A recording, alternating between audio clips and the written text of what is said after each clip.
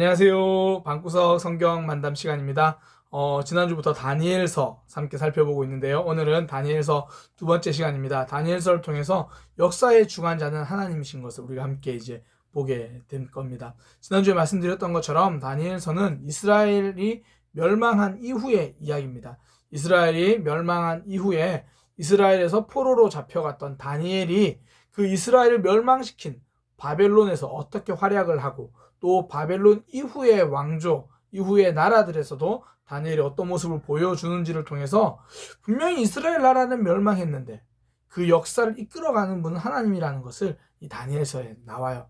이제 특별히 오늘 본문에서 이제 가장 그게 좀 잘 드러나는 본문 중에 하나입니다.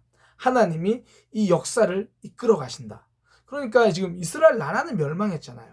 사실 뭐 오늘날이야 하나님을 전 세계 사람들이 알고 믿고 그러고 있지만 이 당시만 해도 하나님 그러면 이스라엘이라는 그 나라의 신이었거든요. 한 나라의 신이라고 생각을 하는 거죠. 그런데 그 하나님이 바벨론 안에서도 역사하시는 거죠. 이제 그 내용을 함께 좀 보겠습니다. 오늘의 이야기는요, 느부갓네살 왕, 그러니까 바벨론을 다스리는 최고의 통치자가 꿈을 꾸는 것으로 이야기가 시작됩니다. 느부갓네살이 어느 날 꿈을 꿉니다.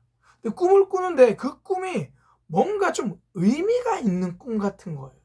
이거 그냥 평범한 꿈이 아니다. 쉽게 말해서 개꿈이 아니다. 이거 뭔가 징조가 있는 꿈이고, 나에게 좀 뭔가 중요한 꿈인 것 같다. 이제 그런 촉이 온 거예요. 그런 감이 왔어요.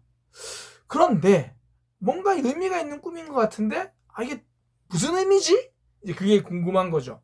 그래가지고 이 바벨론의 최고 권력자 느부갓네살이 바벨론에 있는 쉽게 말해서 빵기 좀 낀다는 사람들 다 불러 모은 거예요. 꿈 해석할 만한 사람들, 똑똑한 사람들, 지혜 있다고 하는 사람들, 예를 들어, 심지어 점쟁이나, 흔히 말해서 무당이나, 이런 사람들까지. 그러니까 별자리를 연구한다는 사람, 똑똑하다는 사람, 다 모은 거예요. 특히 이제, 이 당시에는 우리가 오늘날과 조금 다른 개념이잖아요. 그러니까, 나라의 큰 대소사를 주관하는 사람 중에 점치는 사람이 꼭 있거든요. 이 당시는 그래요. 그러니까 오늘날처럼 그건 미신이야 이런 게 아니라 그것이 당연한 지혜로 이렇게 받아들여지던 시대잖아요. 그러니까 그런 사람들 다 모은 거예요. 다 모아가지고 이제 이렇게 이야기하는 겁니다. 내가 꿈을 꿨는데, 쉽게 말하면 내가 꿈을 꿨는데 그 꿈이 좀 뭔가 의미가 있는 것 같아. 그 꿈을 좀 해석해봐. 그랬더니 사람들이 네, 걱정하지 마십시오. 저희가 꿈을 풀겠습니다. 이렇게 막 이야기를 하는 거예요. 그때 왕이 뭐라고 이야기를 하냐면, 그래, 좋다. 너희가 분명 꿈을 풀겠다 그랬지? 근데 만약에 너희가 꿈을 풀지 못하면 내가 너희를 죽일 거야. 그렇게 이야기를 하는 거예요. 사람들이 좀 약간 주춤하긴 했지만, 그래도 왕이 이제 말해주면 꿈 해석하면 되지. 이런 생각을 한 것 같아요. 근데 왕이 갑자기 굉장히 좀 찾아온 사람들 입장에서는 되게 청천벽력 같은 그런 이야기를 해요. 왕이 무슨 이야기를 하냐면, 좋다. 내가 무슨 꿈을 꾼지도 말하고 그 꿈을 해석해봐라.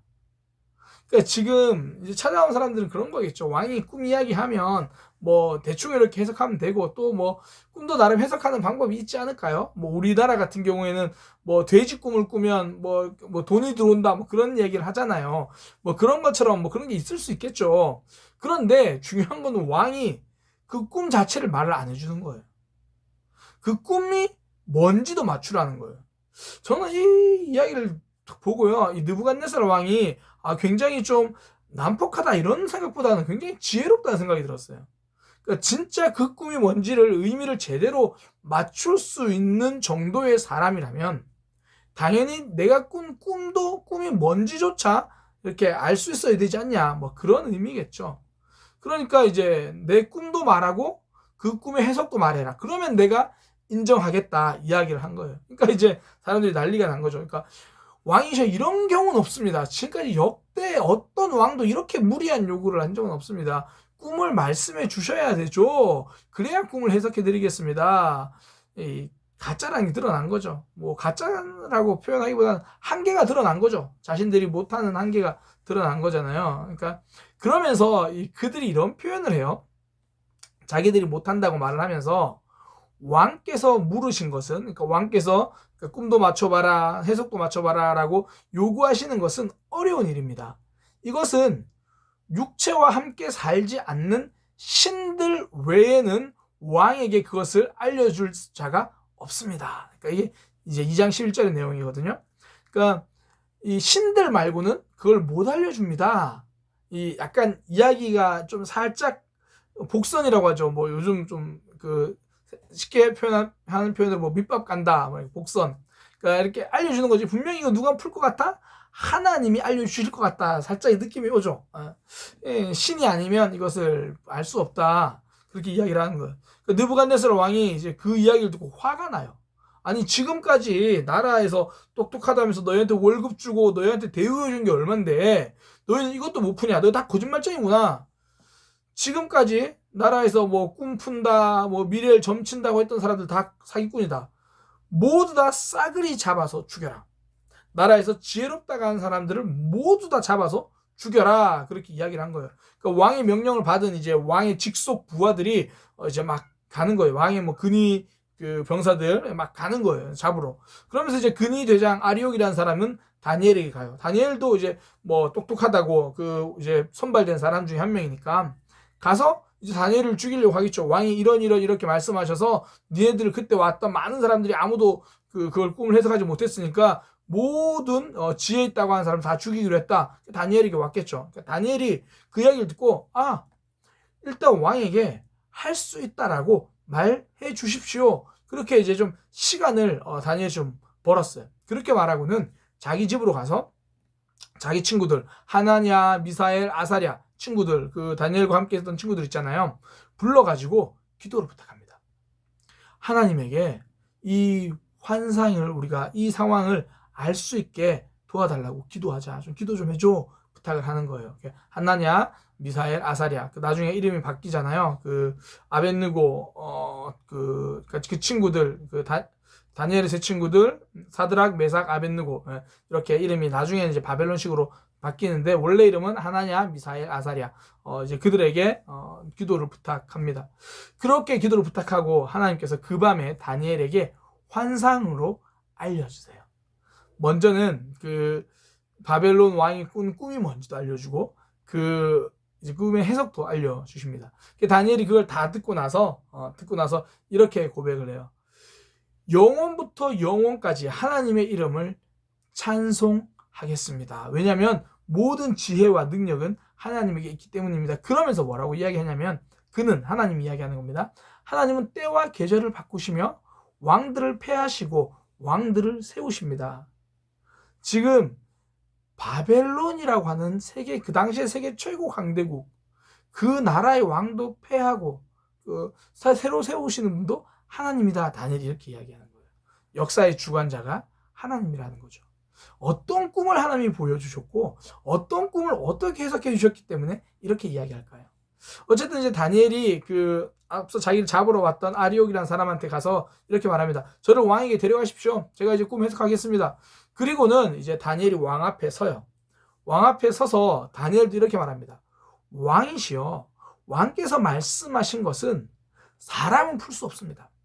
오직 하늘에 계신 하나님만이 그것을 알려주실 수 있습니다. 그러면서 다니엘이 딱 말을 하는 게 왕께서 보신 것은 큰 신상입니다. 맞죠? 왕이 꿈을 꾼 게 신상이었거든. 커다란 사람 모양의 신상이었어요. 그런데 왕이시여, 그 신상의 머리는 금으로 되어 있었죠. 그리고 가슴하고 두 팔은 이 부분은 은으로 되어 있었죠. 그리고 배와 넓적 다리 부분, 허벅지까지는 노스로 되어 있었죠. 그리고 그 신상의 종아리는 쇠로 되어 있었잖아요. 왕이 그거 보셨잖아요. 그리고 그 신상의 발은 한쪽은 진흙, 또 한쪽은 쇠 이렇게 막 섞여 있었던 그런 모양이었죠. 그런데 그 신상이 끝이 아니잖아요. 갑자기 돌이 막 오더니 그 돌이 신상을 부서뜨려, 그 신상에 발을 쳐서 부서뜨리고 발뿐 아니라 나머지 다 깨어 부셨잖아요, 그 돌이. 그리고 그 돌이 커져가지고 온 세상에 가득하게 됐잖아요. 왕이 보신 거 이거죠. 그 왕이 깜짝 놀라는 거예요. 자신이 본 것 그대로, 자신이 본 것처럼, 직접 다니엘이 본 것처럼 이야기를 한 거예요. 자신의 꿈을 이야기해 주지도 않았는데. 다니엘이 왕이 보신 건 이겁니다. 이야기를 한 거예요. 그리고 나서 해석도 말합니다. 왕이시여. 금은 왕을 의미합니다. 왕을 의미합니다. 당신을 의미합니다. 그리고 금 다음에, 그 다음에 일어날, 그러니까 이게 다 나라의 개념이거든요. 그러니까 금은 왕, 느부갓네살 왕은 의미합니다. 이게 금은 이 바벨론을 의미합니다. 그 다음에 은은 바벨론 다음에 세워질 나라를 의미하는데 메대를 의미합니다. 메대라는 나라, 이 메디아라고도 이제 부르는데요. 메대를 의미합니다. 그리고 그 다음에 나온 놋은 이 페르시아를 의미합니다. 그러니까 더 정확히 이제 이 당시엔 나라 이름을 이야기하지는 않았습니다. 그러니까 왕 다음에 새로운 나라가 일어날 것이고, 그 다음에 또 새로운 나라가 또 일어날 것이고, 그리고 쇠도 새로운 나라가 일어날 것이다. 이게 실제 역사적으로 이루어집니다. 이 바벨론 다음에 이 메대가 다스리고요. 메대 다음에 이 바사라고 하는 페르시아가 다스립니다. 이 고레스, 키로스가 이 메디아를 물리치고, 메대를 물리치고 페르시아 바사를 세웁니다. 성경에 바사라고 나오고요. 역사적으로 페르시아라고 부릅니다. 페르시아. 그리고 이 굉장히 강하고 모든 것을 다 부스러뜨릴 것 같은 그 쇠는 또한 큰 나라, 정말 강한 나라를 의미합니다. 이 페르시아도 점령하고 모든 나라를 다 점령하고 큰 나라를 이룬 그리스를 이야기합니다. 그리스의 알렉산더 대왕 때를 이야기하거든요. 그리고 나서 보니까 얼마는 진흙이고 얼마는 쇠라고 했죠. 이 나라가 여러 개로 나누어지는 것을 의미합니다. 실제로 알렉산더 대왕이 죽고 나서요, 그리스는 4개의 큰 나라로 나누어지고 나중에 대표적으로 2나라가 이렇게 더 강해집니다. 그걸 의미하는 거거든요. 그러니까 지금 왕이 꾼 꿈은 단지 왕에 대한 게 아니라 이 앞으로 쭉 이어질 이 나라들에 대해서 이야기를 하는 거예요. 첫 번째 머리의 금은 바벨론입니다. 그리고 은은 이 메디아, 그리고 이 페르시아, 그리고 이 그리스, 그리고 그리스가 나라가 나누어질 것, 이것을 다 이야기를 하는 거예요. 물론 이제 이 부분에서는 구체적으로 그 나라 이름이 나오진 않아요. 나중에 뒤쪽에 다시 나오게 되는데, 그렇게 처음에는 이 왕 한 나라, 그 다음 또 다시 나올 나라, 그 다음에 또 세워질 나라, 그리고 제일 마지막에 그 모든 것들 위에 44절이 핵심이거든요. 이 여러 왕들의 시대에 하늘의 하나님이 한 나라를 세울 것이니, 이게 그 돌을 의미하는 거예요. 돌이 그 신상을 다 부숴버리고 이 모든 나라에 가득하게 됐다. 하나님이 한 나라를 세우실 건데 이 나라는 영원토록 망하지 아니할 것이다. 이렇게 이야기를 하는 거예요. 그러니까 그 인류를 쭉 다스리는 여러 나라들, 이 나라를 다스리는 것 같지만 결국 하나님 나라가 임하게 될 거다. 그런 모든 역사가 끝난 이후에 예수 그리스도가 태어나시거든요. 그러니까 영원한 나라, 하나님 나라가 임하게 될 거다. 그렇게 이제 예언을 하는 거죠. 그러면서 이제 다니엘의 그 해석이 끝나요. 그러니까 왕이 이렇게 말합니다. 이게 다니엘서의 주제기도 한데요. 왕이 47절에 보면 이렇게 말합니다. 왕이 대답하여 다니엘에게 이르되 너희 하나님은 참으로 모든 신들의 신이요 모든 왕의 주제시다. 모든 왕을 다스리는 주님이시다. 이렇게 이야기를 하는 거예요. 하나님이 이 모든 세상을 다스린다. 그것을 당시에 최고 통치권자인 최고 강대국의 왕이던 느부갓네살의 입술에서 고백이 되는 겁니다. 그러고 나서 이제 다니엘과 또 다니엘의 세 친구 사드락 메삭 아벳느고, 나중에 바벨론으로 이름 바뀌었죠. 사드락 메삭 아벳느고, 그들은 하나님께 이제 그 나라의 높은 지위로 이렇게 올라가게 됩니다. 물론 이제 다니엘이 높아지고요. 다니엘이 또 자기 친구들도 똑똑한 친구들입니다. 이렇게 이야기를 해서 같이 함께 높아지는 그런 모습이에요.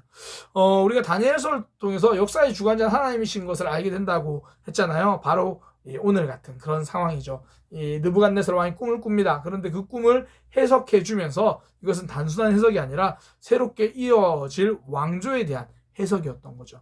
그러니까 이 모든 역사의 주관자는 하나님이시다. 하나님이 왕에게 꿈을 보여주셨고 다니엘에게 그 꿈을 해석하도록 해주신 거죠. 역사의 주관자는 하나님이시다. 이 말은요, 우리 삶의 주관자도 하나님이시라는 거예요. 하나님을 붙들고 살아가시면 됩니다. 우리 코로나 이 상황 어떻게 되지? 하나님이 주관자십니다. 하나님이 우리를 붙드시고요, 인도해 주실 것입니다. 우리의 삶도, 우리 가정도, 내가 속한 곳도 하나님이 인도해 주실 겁니다. 성도는 이거 믿고 살아가는 사람이거든요. 다니엘이 처한 상황 보세요. 나라가 망했어요. 굉장히 힘들어요. 어려워요. 그러나 그때도 하나님이 함께하고 통치하고 계십니다. 우리의 삶 힘들고 어려울 수 있습니다. 그러나 그때도 지금도 하나님은 통치하고 계십니다.